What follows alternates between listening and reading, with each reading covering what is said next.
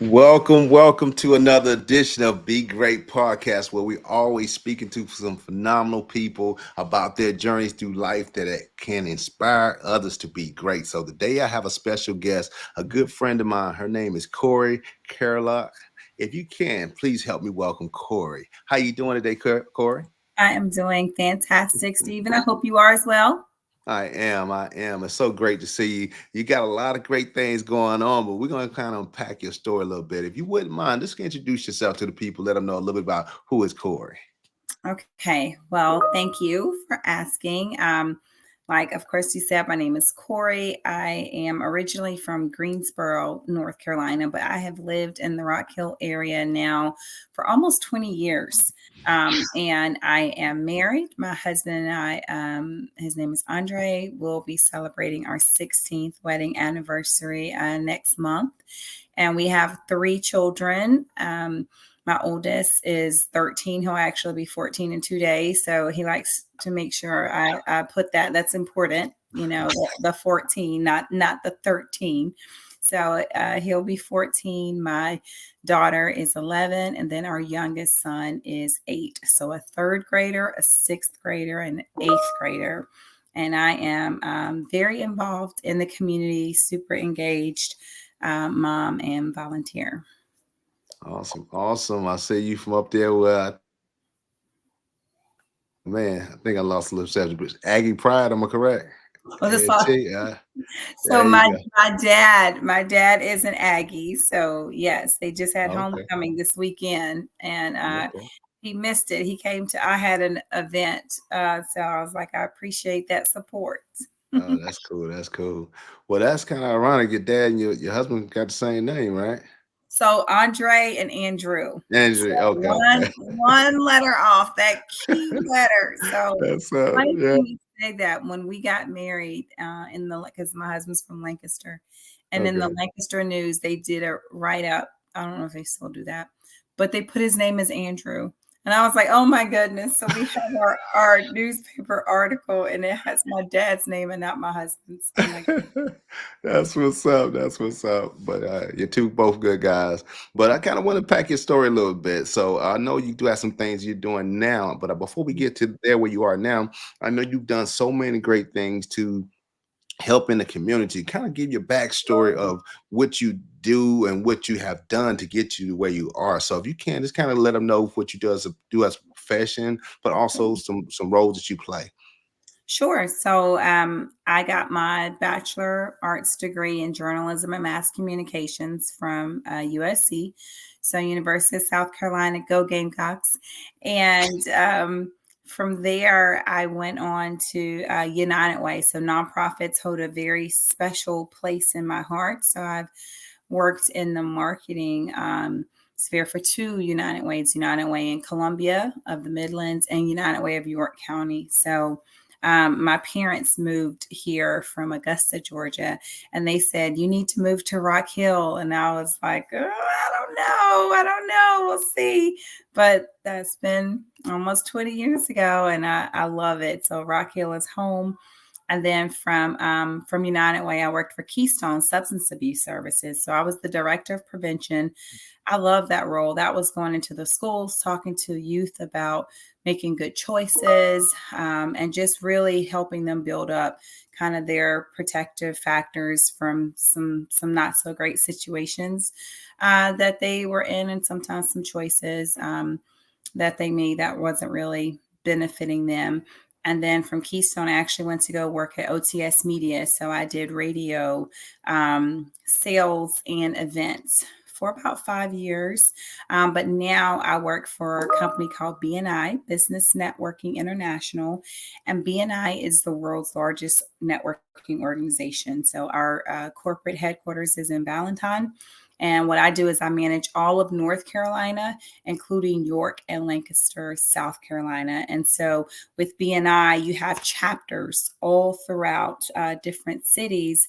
And the whole thing is to grow your business. So it's a lot of entrepreneurs, it's a lot of small business owners. And we have groups kind of like referral network marketing. And so we give referrals to each other to help grow your business. So I'm in front of business owners all day, every day. And so that's my happy place between that and children.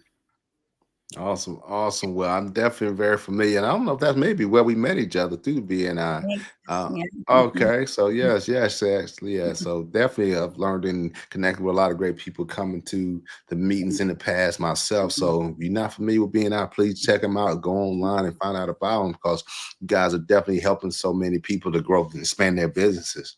Mhm. But even with from there, I kind of want to kind of fast forward to where you are now because what you got going on is really important that people know about it. And there's so many things, not only about what you have, but how they need to play their parts in this process. And so if you wouldn't mind kind of Yeah. allude to what you got going on, but even more importantly, why you decided that you should get involved. Yes. So I decided to throw my hat in the ring for Rock Hill School District, specifically seat 5. And one thing, just a little education, because before I got involved in this process, I didn't know my district. I talked to people and I'm like, what district are you in? They're like, I don't know. And I was the exact same way. So I really encourage, every taxpayer, just so you know, has the school board. If you I was just looking at my card, my property tax bill, and there's a line on there for school operations and school debt.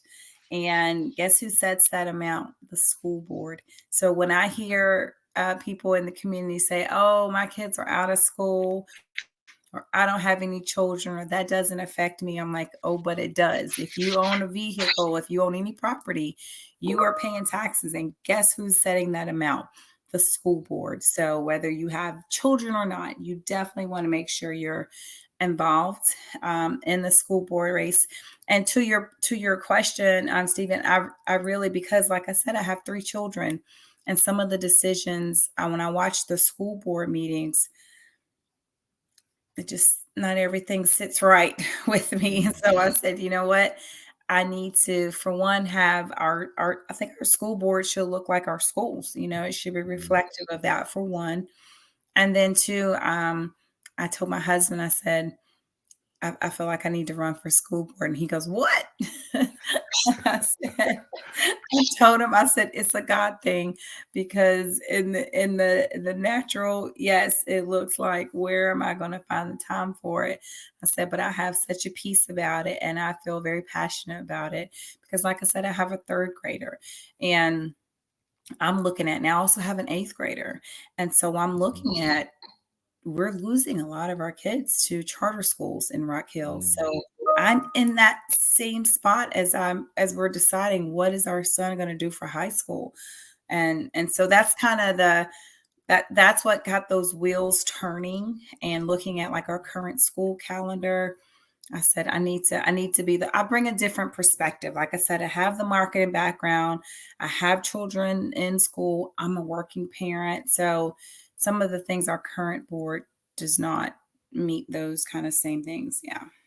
Awesome. So if you can't educate folks like myself, I'm familiar. We have a school board, but I really don't understand what is it that the board do that kind of, someone who just looking from the outside who really clueless. Because myself, my kids are grown. They're no Mhm. longer in school, but at the same time, I know how important it still is because the children are our future, and that's the ones who are going to be running it one day. And so we got to make sure we make it great deposits that they can be Mhm. well equipped to carry the torch on when it's their time. And so, if you can kind of explain, educate those some of the roles and some of the duties that the school board has. For sure. So the school board's main role is to put a superintendent in place. And so the current school board's a 4-year term, and the current school board has put in place Dr. Tommy Schmolzy, and he's been in about 2.5 years now. And so that's their main role. And really, the superintendent does more of the day to day. So it's this staffing at this school, that that person really runs the schools. But the school board answers, to the community. They are, public servant. So each district. Rock Hill is broken into districts, and your district represents, you have a person on school board that represents you, that should be available if you have questions, if you have concerns. You can express that to your school board member, and they can therefore bring it back to the community. One thing, Stephen, that's so it's disheartening is the meetings are public. They're open to the public. Guess how many people outside of faculty were at the last school board meeting? Just guess. Probably about 3 or 4. You got a couple of. Little more, 13. I Okay, know okay, okay. 13 people Hmm. that were not staff members and Hmm. maybe had a report to give. Okay. Now, in all fairness, I get it. Again, working mom schedules. I've zoomed in because they do them live, so you can watch it on Facebook. But I will say it's a difference being in the room, especially if you are a parent, if you have a say so. Like the last meeting, they talked about the calendar. The calendar affects everyone. It affects you as a business owner because let's say you have an employee that has a child in school. Now they have 3 intercessory weeks starting next year. So, next in August of 25, they have 3 weeks intercessory. So that could mean your employees now, like, hey, I can't work. I have, my kids are out of school, or no matter what that looks like, it affects so many more people than just Wow. the student, and the parent. So it's nice to have community input, but there wasn't a lot of community input given. Wow. So when you say intercessory, I'm assuming that means they're gonna be out of school for 3 weeks, correct? Yes. So not at the Okay. same time. So there's a week in the fall, like a fall break. Okay. There's a week in this February, and then there's a week for spring break.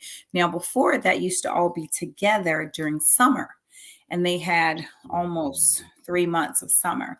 Now it's 2 months of summer, and then the other weeks are broken, kind of in between. And it's to give a reset. It's to give a mental Hmm. health break. I've seen posts where teachers are already in October saying they're tired.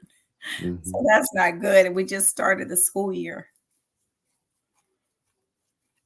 So, but with that, like I say, I think some schools have done that. I think Sunset usually it was at one time doing that. If they're not still doing it, they had like all year round system, and I assume it worked for them. So Yeah, and it's a big adjustment. it is an adjustment, but we do have data that show the students are more productive, that the Mm. teachers are happier because they get kind of that reset time, and you have less of that learning gap of the whole summer. We Mm. know that they'll hit that summer slide, what they call it, and it's 3 months. You're starting back over in August, reteaching what you taught. The Yeah. end of the school year. Wow.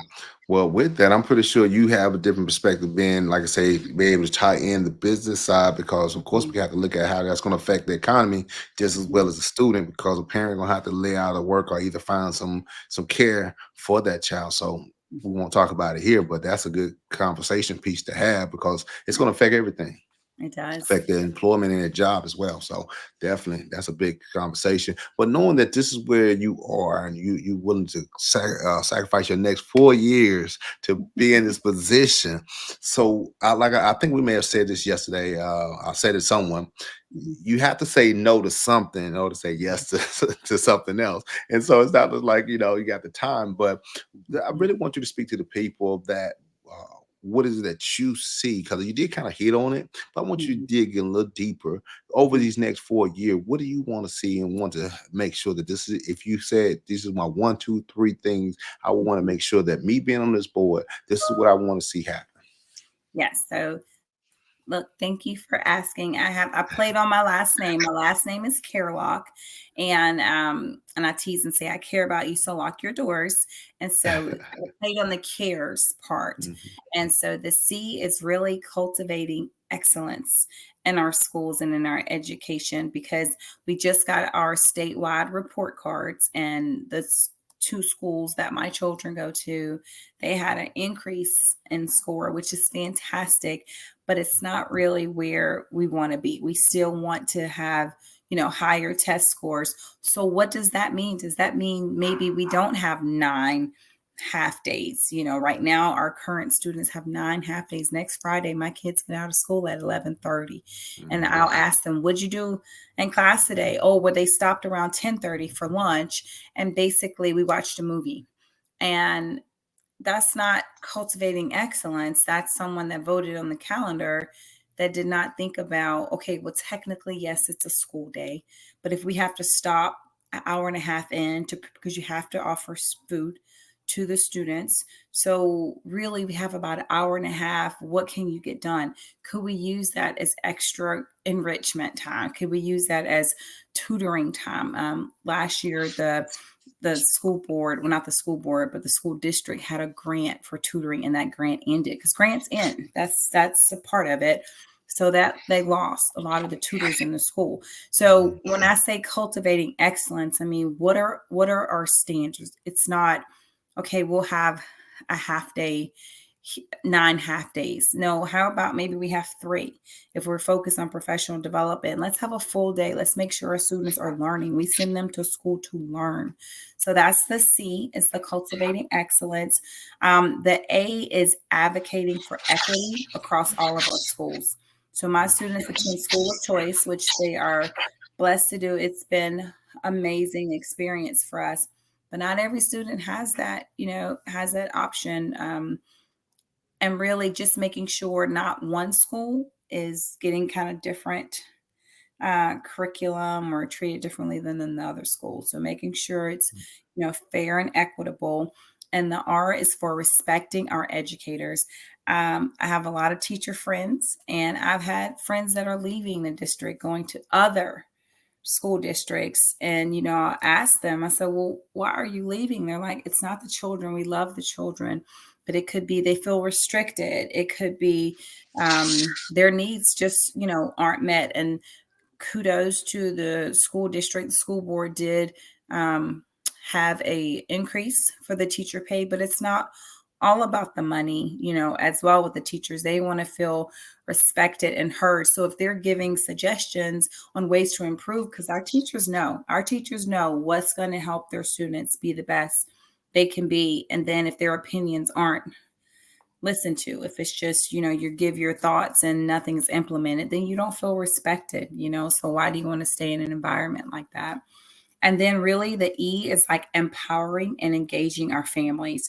So like I said, I am a working mom, and one of the things my teacher does is we'll have Zoom parent teacher conference, which is so helpful. And they are really good about what time works. Yes, their planning period is 10:45. Well, that's right in the middle of the workday. But we Mhm. have teachers that'll say it's okay, we'll do it after 5 o'clock if that works better for you. I was on a call with the principal at Ebenezer, and the assistant principal, talking about I have a third grader, and third grade is a very pivotal year. And we were talking about the third grade standards, and it was like a 7:30 at night.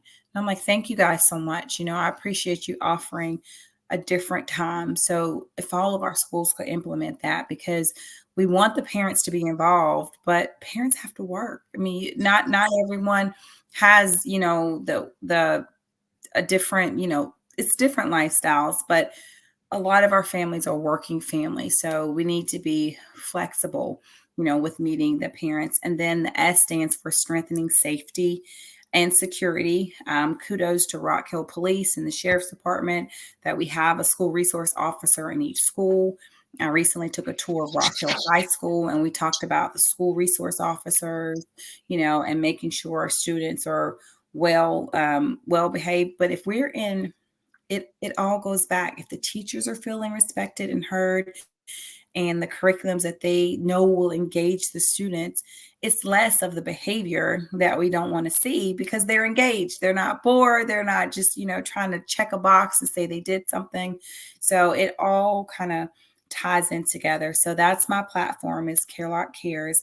We're really focusing holistically on the whole school environment, but starting with our teachers. Our teachers are key. We're losing some amazing educators to other districts, and we have to stop that. Mhm. Well, I know one of the main things, and this is something I heard years ago, was getting the parents involved. And not only when a child is in trouble, that the Mhm, parents show up and because mhm, to fuss the child, because I hear so many times it's not so much the child, and sometimes the parent that we have to work with. And so I want to encourage, and I know just you pretty much talked on that too, just how important a parent's role is in the education process. Not mhm, only does we sometimes expect the teachers to parent and mhm, raise the child as well as educate the child, mhm, but knowing that we play a role. Because I know when my kids were in school, I was there. Watch mhm, dad. And I mean, I was mhm, always in the school, not only when there was time they was in trouble, but to also be there to lend a hand and help. And so I know everybody just can't jump in the middle of the day, but they still can play a role. So I don't know if you mhm, have some different ways. And I talked to one of your counterparts who's running off for two, Kevin mhm, Thompson. I said this with him. mhm, Sometimes people would not come to the information, but they mhm, would come when it's in a way that they receive it, maybe through entertainment and other mhm, ways they can find a way to mhm. get involved. So I don't know if you have some other ways, some ways to involve parents where they're more prompt and more eager to participate. I would say one thing, like at Saluda Trail, that's where my two children go to middle school. I'm on the PTO, and so we Mhm. were talking about how can we get parents involved. And the principal said, "Well, why don't we have a meeting at the school?" And I said, "Well, what time is that meeting?" And he was like, "Well," I said, "How about let's make it lunchtime and let's provide pizza. Let's provide lunch." I said, "Because one, people have to eat, and food brings people in. And two, let's do it during a time if they are working, they can take that as their lunch break and offer it as an opportunity to bring the parents in. Because again, like, and our principal is amazing, but he was thinking like, oh, we can do maybe later. And I was like, no, no, we need to do it when a parent can get off work and come to the school. We have to have it max 45, 50 minutes because they need to get there, eat, listen to the information, and then get back, to work. And so if we eliminate some of those barriers, like I said, Mhm. having parent teacher conferences at 10:30, that's not really Mhm. ideal. And so Yeah. that's not what we want. So that's my main thing, is making sure the parents, that the teachers are doing their part to engage parents, but also kind of setting that standard from the beginning. This is what we need your involvement. Over communicate. I get text, I get email, I get on social media. I Yeah. if That's what we need, multiple platforms. Mhm. Awesome. Well, I kind of want to shift back into where you are as far as what you're accomplishing. What's some of the things that you are in need of and actually would want to try to do to make sure help to get the word out? Because I know we announced voting started today. Actually, I voted today. So I want to see what you have to say about getting people to vote and understand that process of what that looks like. Yes, that's a great question. So it is not difficult. What we need to do, just make sure we're armed with the information. I can't say it enough. If you go to scvotes.org, so SCV as in Victor, OTES.org, and just click sample ballot. You'll have to put in your information. You'll have to put in your social. And what you need to do is once you put that in, it'll verify that you're, a real person, not a robot, and it'll give you your sample ballot. That way, when you go to the polls, there's not a surprise because technically you have 3 minutes. Not many poll managers really say, all right, time, you're up, but you're supposed to be in and out in 3 minutes. So it's Wow. helpful. You could already look at your sample ballot, do some research. I mean, we have an amendment that most people don't even know about.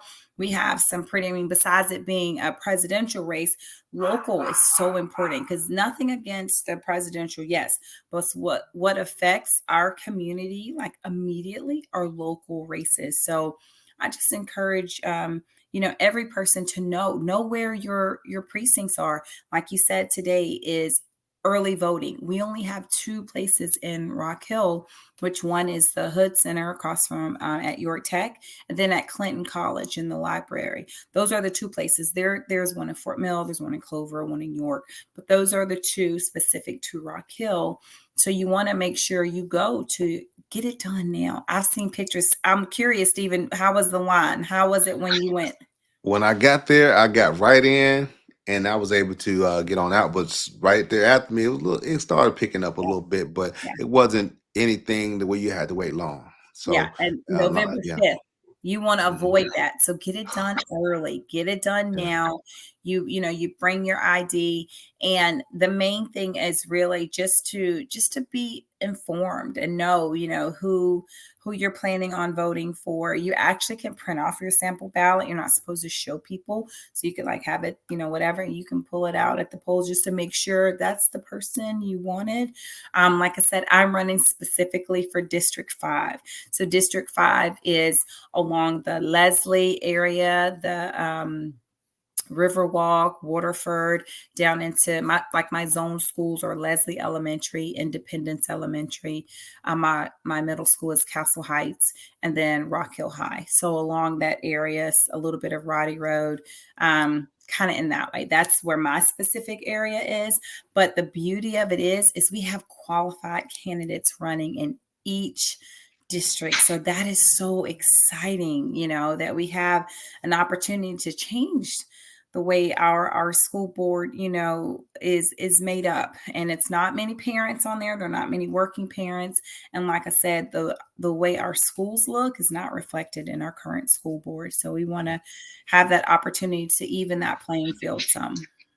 Mhm. I do want to share with you because something I noticed also on the ballot, it's not a Democratic or Republic that you guys are under, right? If you can't Thank you. touch on Yes. that so people be understand. Yes, great point. So, school board is nonpartisan. So, it's not affiliated. Do not vote straight ticket for a school board race because you don't want to miss. I think we're on page 2 of 4. So, you'll see the local elections, nonpartisan. There are several nonpartisan, but school board is nonpartisan. So, you want to make sure you're not doing just straight ticket. You're looking through. The best way to do that is look at your sample ballot. You'll know exactly what to expect, no surprises, and you'll be ready.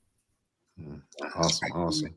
Well, I want to give you an opportunity to share any thoughts and any concerns or anything that you want to share with the people about this process and voting, and leave the floor up to you for a second. Sure. Well, I would love to, of course, if you're in District 5, I would love your support and your vote. My website is my last name, Carelock, Carelock, Cares, which is my platform, CARES.com. So it's a video of my family and a little bit more about what I stand for. Like I said, I would love your support. If you don't see my name on your ballot, that simply means you're not in District 5, but I just can't stress enough the importance of voting. It's so sometimes it gets down to 10, 15, 20 votes. So vote early, bring a friend with you. And that's really, I just can't say that enough because the local school board affects every single person in York County. If you pay taxes, like you said, even if you don't pay taxes, these are our future leaders. So these are our future business owners. These are our future. We're going to interact with these children that will become adults, and we want to make sure they have the best quality education. And we did our best. That's how we give back, to the community to make sure the next generation is equipped and ready for whatever that next level, might look like. So that's really I'm passionate about it, as you probably can tell, but it just surprises me how many people say, "Oh, I don't have kids. I don't have kids in school anymore. No need for me to vote on school board." I'm like, no, it's so important. Awesome, awesome. Well, we want to thank you so much, Corey, for Mhm. your willingness to come before the people and give them some information that's going to inspire them to be more involved in their community, that their voice can be heard in this election. So we do encourage you to get out and vote. Don't wait till November the 5th, but you can actually do your early vote now. And we thank you again for just tapping in to another episode of Be Great Podcast. And in the meantime, in between time, be great. Thank you.